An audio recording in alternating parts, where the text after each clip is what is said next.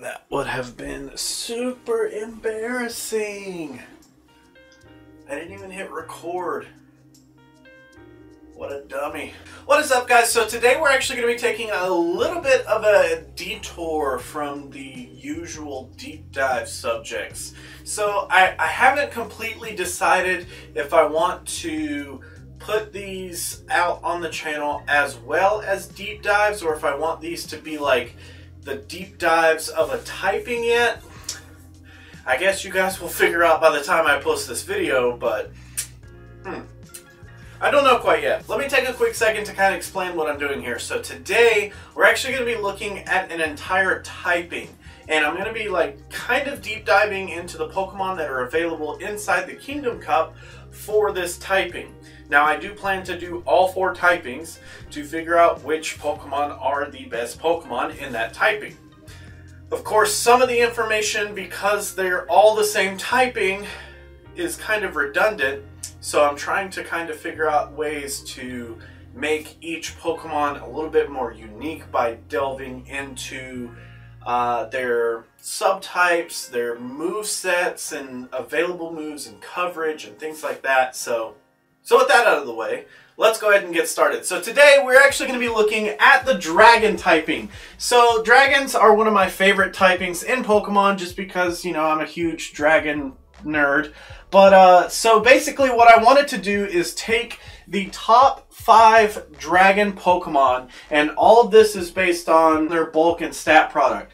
Because once we get below these top 5, it starts to get a little wonky. So it starts to put up like Bagon and Dratini and stuff like that. Considering that there was only like, there's like a total of like 25 dragons, I think, and half of those are not even usable. 2 Giratinas, Palkia, Dialga, like tons and tons of things that we can't even use in this cup. So of course there's not a huge selection here, but I decided to take these top 5 and really kind of deep dive into these as a typing and kind of figure out which ones are better than others.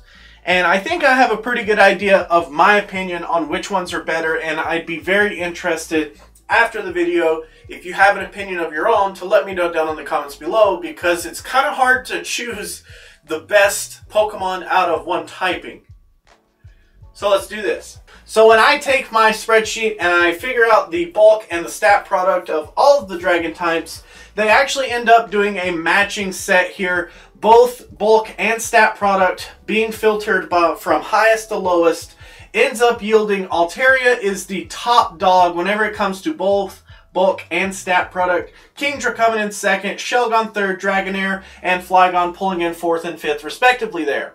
That's not super profound. There's nothing crazy. We kind of already know that Altaria is a freaking beast whenever it comes to its bulk. And the Dragonair kind of did surprise me. I honestly think that Dragonair is probably better than Shelgon.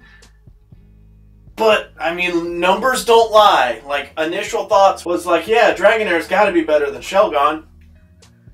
Nope. So, the next thing that I looked into is all of the possible moves that the dragon typing can learn. So, we actually have 2 fast moves possible here, Dragon Breath and Dragon Tail. Out of these 2, Dragon Tail definitely does pull a tad bit more energy per turn, while Dragon Breath definitely does do a lot more damage per turn. And luckily there's not any Pokemon in the dragon typing for the Kingdom Cup that actually end up carrying both of these fast moves.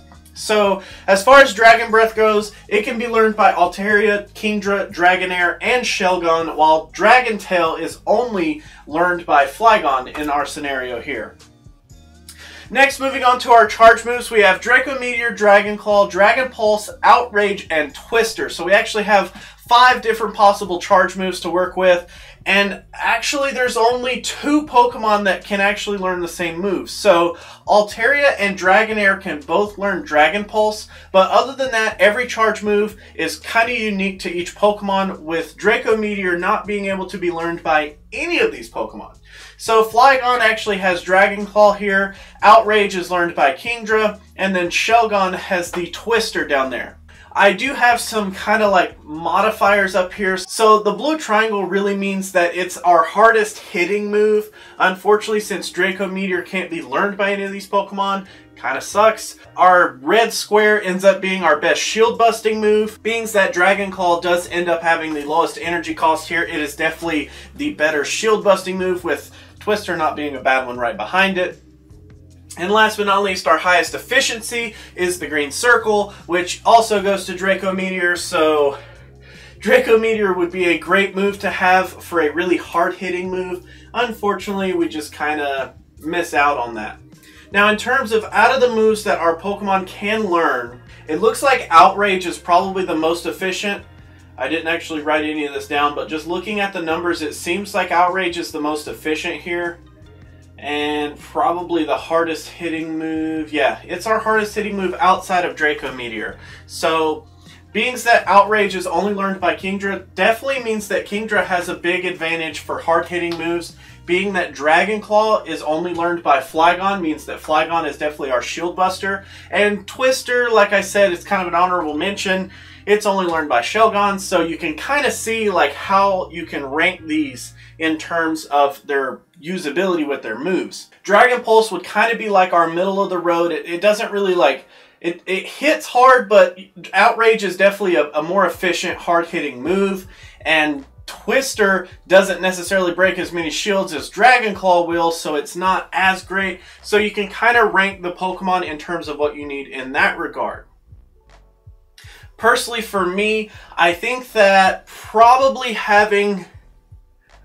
it's kind of hard. Probably having Dragon Claw is really important. I'm, you know, my playstyle is very kamikaze. I like to just go all out and go all in. Being that Dragon Claw is kind of the one shield breaking move that we really have here, Twister being our honorable mention. I keep talking about Twister for some reason. I don't know why. Please don't judge.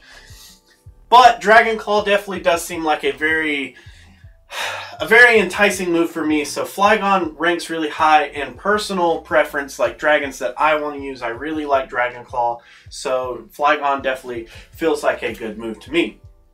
Now, let's actually get away from our moves here, and let's talk about some movesets. So each one of these Pokemon has a best possible moveset, and when I say best possible moveset, I'm putting those in quotes so that you will understand. I'm talking about highest percentage wins, just flat out no shield involvement whatsoever.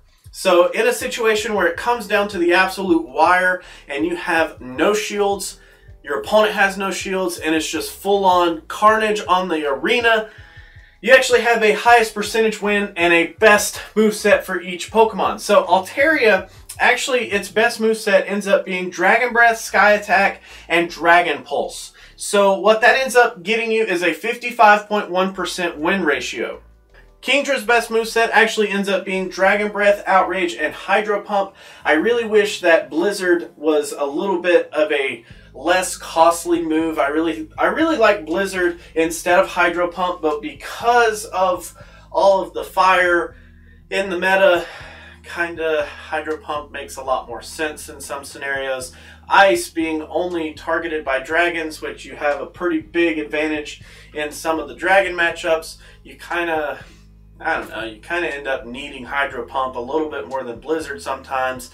But I really wish Blizzard was just a tad bit better so you could just really hammer in some Ice-type attacks. But Kingdra ends up winning 47.4% of its matchups with that moveset there. Shelgon next is going to be Dragon Breath, Flamethrower, and Twister, winning 53.8%. Dragonair coming in with Dragon Breath, Dragon Pulse, and Wrap. Yes! I was totally expecting Aquatail to be like the top dog for Dragonair, but being that Wrap does a lot of neutral damage and the fact that you can just kind of like fire them really quickly, Aquatail you can kind of spam as well. Aquatail, it was kind of like a win more on the fire side. Like, yeah, you could take out fire a lot easier, but Wrap seemed to really grab a hold of a lot of the other parts of the meta, and it secured a couple of percent more in your win percentage there. So interesting though. So Dragonair ends up taking 48.7% of those matches. Next and last but not least, Flygon. His best moveset is actually Mudshot, Earthquake, and Stone Edge. Yeah, so Being that Flygon doesn't even carry a dragon type move in his best percentage wins moveset, kind of makes him a little unique. So let's actually talk about that. So the last thing that I really came up with for how to kind of classify these Pokemon and how to rank them, I definitely think that we need to look at our utility. Something as far as our coverage, like what do we actually cover in the meta and what are we actually targeted by in the meta. So each and every dragon ends up having kind of a common typing that it's really good at. And that ends up being the fire typing. So the fact that each dragon ends up having really favorable matchups against fire really goes to show that you can build your dragon part of your team to target the fire threats that you really have. But there's kind of a unique one here. So each dragon is really good against fire. And then you have Altaria, Shelgon, and Dragonair all doing really well up against the dragons, and in that order is how good they are. Altaria is best against dragons, Shelgon is second best, and Dragonair pulling up third for best against dragons. But Kingdra really has a hard time with all of the other dragons. Kinda makes it fall to the back for me personally. It's not really great up against dragons. While it does really, really well up against fire, it really, really sucks up against the other dragons. So kinda sucks in that area. Flygon, of course, here is a very interesting one. Being that we have these ground type moves really sets us up to have really favorable matchups up against fire and steel types. And even a lot of the neutral threats out there are really, really kind of having a hard time with Flygon. But the trade-off is that Flygon ends up being really, really bad against other dragons. So considering that we're going to be taking super effective damage from other dragons, not being able to push super effective damage out really kind of hurts us. And then of course we are quad weak to ice, so that makes it even worse. So how do we end up ranking all of these dragons? Well, I would definitely say that Altaria is the #1 dragon. Being that with Altaria we do have not quite the best win percentages, but we end up having the best package altogether. He's the highest bulk, he's got the highest stat product, he's got amazing moves, and then on top of that he wins more than 50% of his matchups. He's just really good. Definitely consider Altaria as the top dragon in this cup. Next on the list, I would actually say Flygon is probably my second pick, only because Flygon has a really unique package. He has the highest win percent out of all of our dragons, and even though he's weak to the other dragons, he just has a lot more coverage outside of dragons. Like, he's not as narrow in terms of what he beats, which I think that really says a lot about Flygon. And my third pick, third is really, really tough. But I'm probably going to go with Shelgon. Even though I like Dragonair more, even though I think Kingdra is more unique, Shelgon just seems to do a lot better. So Shelgon has a better win percentage. He has the same matchups as Dragonair, except he actually does a little bit better against the other dragons. And, I mean, he does way better than Kingdra does against the dragons. So he just seems to be the better pick out of those bottom three.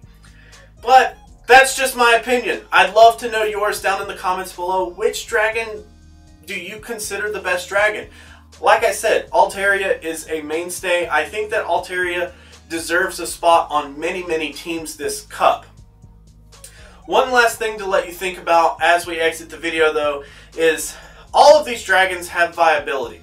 But I think each one of them bring a small unique package that, depending on the other 5 slots of your team, one of these dragons fits your team better. Really take some time to deep dive amongst your team composition to figure out what you're actually needing more coverage for. If you need more coverage for dragons, then obviously Flygon doesn't make sense to be put on your team. If you need more fire and steel type coverage, most of the dragons are really good against fire, but then Flygon helps cover that steel typing as well, so Flygon would make a lot of sense.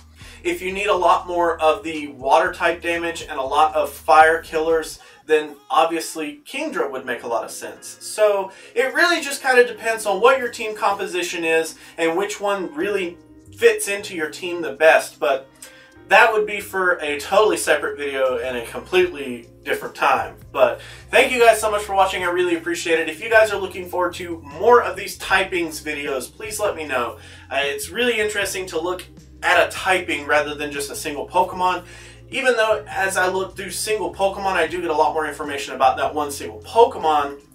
I like being able to look at the big picture as well. It's really informative. So thank you guys so much for watching. If you like to like videos, make sure you do that. If you don't, you can be that guy. Otherwise, let me know what you have to say down in those comments below. And until our next video, I will catch you then.